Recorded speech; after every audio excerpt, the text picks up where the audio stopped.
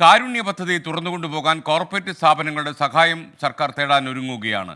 കമ്പനികളുടെ CSR fund, corporate social responsibility എന്ന fund കാരുണ്യക്കായി വിനിയോഗിക്കാനുള്ള സാധ്യതയാണ് സർക്കാർ ഇപ്പോൾ തേടുന്നത്.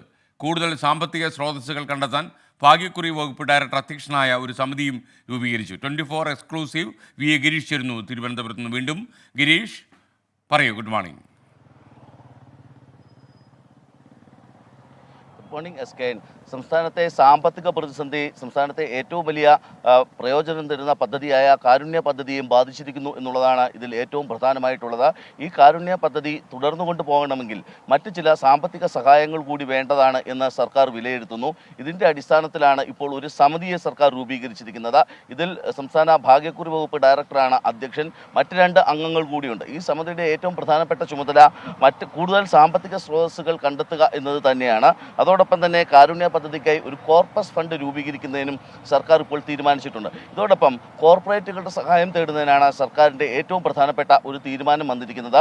കോർപ്പറേറ്റ് സ്ഥാപനങ്ങൾ ഈ CSR ഫണ്ടിൽ ആരോഗ്യ മേഖലയ്ക്കായി നീക്കിവെക്കുന്ന, ആരോഗ്യ വിഭാഗത്തിനായി നീക്കിവെക്കുന്ന തുക ഈ കാരുണ്യ ബെനവലന്റ് ഫണ്ടിലേക്ക് ലഭിക്കുമോ എന്നുള്ളതാണ് സർക്കാർ ഇപ്പോൾ അന്വേഷിക്കുന്നത്. അങ്ങനെയെങ്കിൽ ഇവരുമായി ചർച്ച നടത്തുക. ഇതിനുശേഷം ഈ CSR ഫണ്ടിലെ ഏറ്റവും പ്രധാനപ്പെട്ട ഒരു തുക, ഈ ആരോഗ്യ മേഖലയ്ക്കായി നീക്കിവെക്കുന്ന തുക കാരുണ്യ ഫണ്ടിലേക്ക് നീക്കിവെക്കാൻ അവരോട് നിർദ്ദേശിക്കുക, അവരോട് അഭ്യർത്ഥിക്കുക. ഇത്തരം കാര്യങ്ങളാണ് ഇപ്പോൾ സർക്കാരിൻ്റെ മുമ്പിലുള്ളത്. കാരണം ഇതല്ലാതെ മറ്റു വഴികളില്ല എന്ന് സർക്കാർ വിലയിരുത്തുന്നു. പദ്ധതി എന്തായാലും മുന്നോട്ട് കൊണ്ടുപോയേ പറ്റത്തുള്ളൂ. കാരണം ഓരോ മാസവും ആയിരക്കണക്കിന് ആൾക്കാർക്ക് പ്രയോജനം കിട്ടുന്ന ഒരു പദ്ധതിയാണ് കാരുണ്യ പദ്ധതി. ഈ പദ്ധതിയുടെ അടിസ്ഥാനം തന്നെ ഇത്തരത്തിലുള്ള സാധാരണക്കാരായ ആൾക്കാരുടെ ചികിത്സയാണ്. അതുകൊണ്ട് തന്നെ ഈ പദ്ധതി ഒരു കാരണവശാലും മുന്നോട്ട് തടസ്സപ്പെടാൻ പാടില്ല.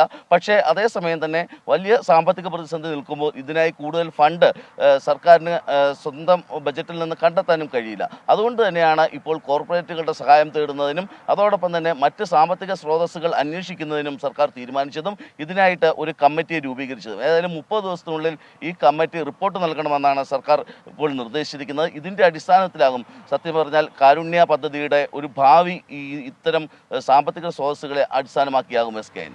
ലോകത്തെവിടെയായാലും ഏത് സമയത്തും 24 വാർത്തകളും ഓഗ്മെന്റഡ് റിയാലിറ്റി പാക്കേജുകളും എക്സ്പ്ലെയിനറുകളും വിശദമായി കാണാൻ ഞങ്ങളുടെ YouTube ചാനൽ നിങ്ങൾക്ക് സബ്സ്ക്രൈബ് ചെയ്യാം.